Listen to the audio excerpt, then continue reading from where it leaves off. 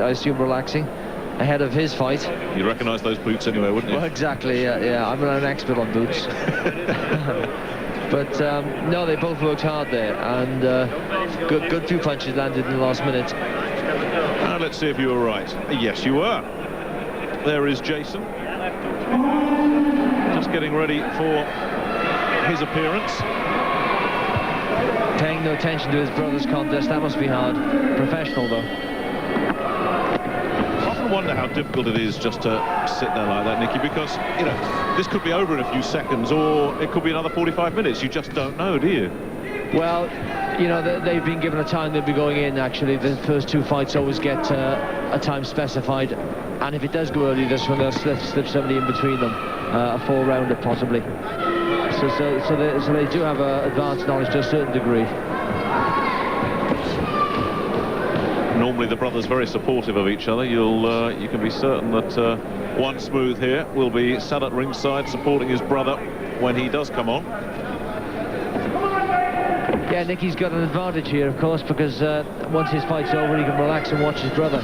Not that that's easy. That's usually harder than boxing when you've got a family member, as I had an elder brother boxing.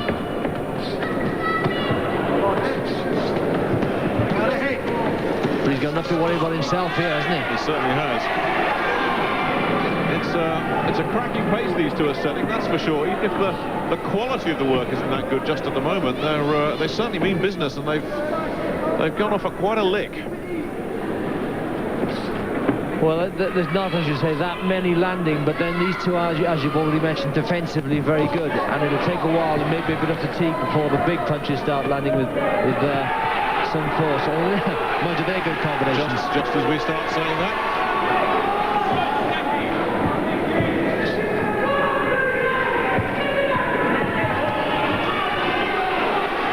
That's better from Booth. Starting to apply some pressure here, the challenger.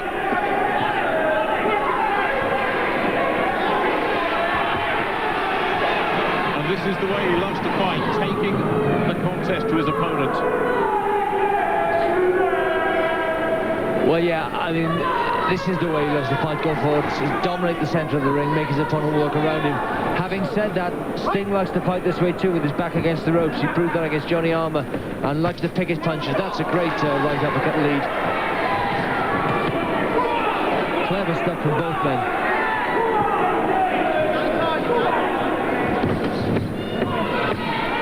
Booth will have been sparring and training with southpaws to get used to the problems that style of fighter will present. And he's certainly starting to connect now.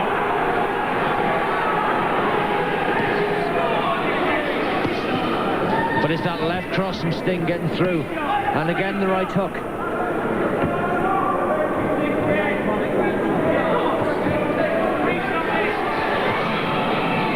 There's a lot of pressure here from Booth, but what's the quality of work from Sting too? He never panics, he sits on those ropes and he's watching all the time.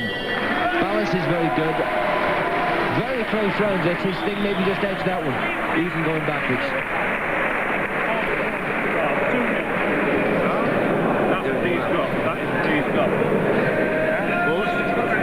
Jason Shinfield on the inside, Mike Shinfield on the outside. Do what you're doing. There's a simple stuff, mate.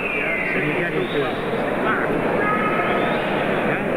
Simple stuff. Boxing brilliant, champion. Basic stuff.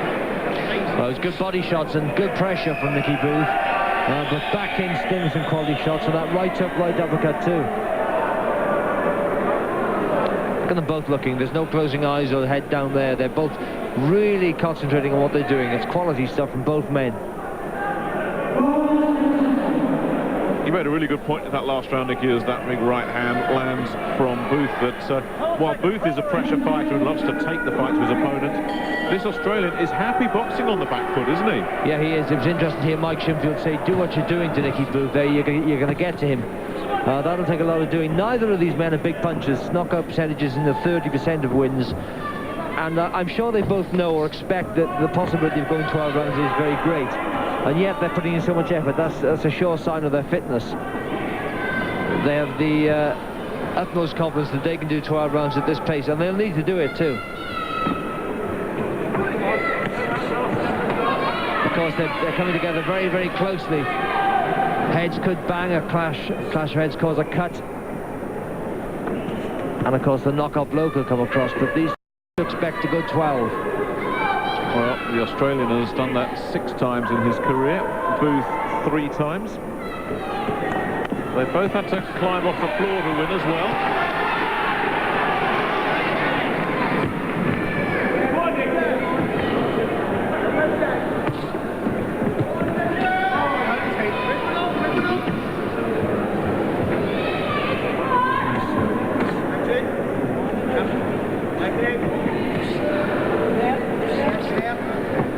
Booth has got to maintain this high tempo that he's set in the first couple of rounds. If he doesn't, if there's a drop-off in his work rate, you do get the feeling that the Australian will be able to pick him off. Yeah, he's a clever counter-puncher, Nathan Sting. What I'd like to see Booth doing more is just feinting and triggering little punch, trying to draw the lead counters, the counters I should say, from Sting, and then counter him. Rather than just ploughing forward, throwing what he's got to throw, which is quality. But Sting is just going back with a little bit better most times.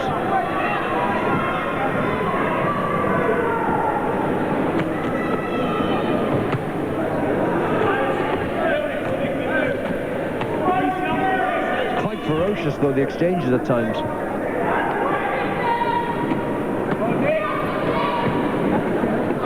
He stepped it up a bit, the Australian, in this third round. Almost imagine his cornerman saying to him, look, you're the champion, get in there and assert your authority. And just as you say that, Booth decides it's time for him to come back. Terrific left hook from Booth. Oh, they both landed simultaneously, and it was Booth that seemed to just stumble for a fraction of a second. There's nothing to separate them here up through 3 rounds. Just as you think one's having a good little spell, the other one comes back. No, and their record on paper suggests neither of them are big punches, but I'm telling you, these blows are hard from both men, and they've both taken some punches which would put other men down.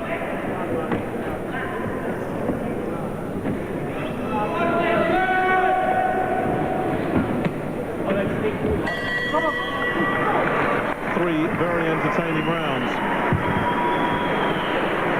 And one that Booth possibly won there. He put a lot of effort in, landed some good left hooks, especially in the latter part. It's Johnny Armour, who, of course, Nathan Sting stopped in 11 a few months ago to win the title. Signs of the old cuts on the eyes there. Johnny, yes, been a terrific fighter. Yes, Sting caught him very much at the tail end of his career, didn't he? Yeah, he'd had those 3 grueling fights with Francis Ampofo, which some say may have taken everything out of his legs and possibly may have left him open to an easy victory for Sting, but you know, no excuses. Sting boxed very well that night, and Johnny obviously very interested in what's happening here.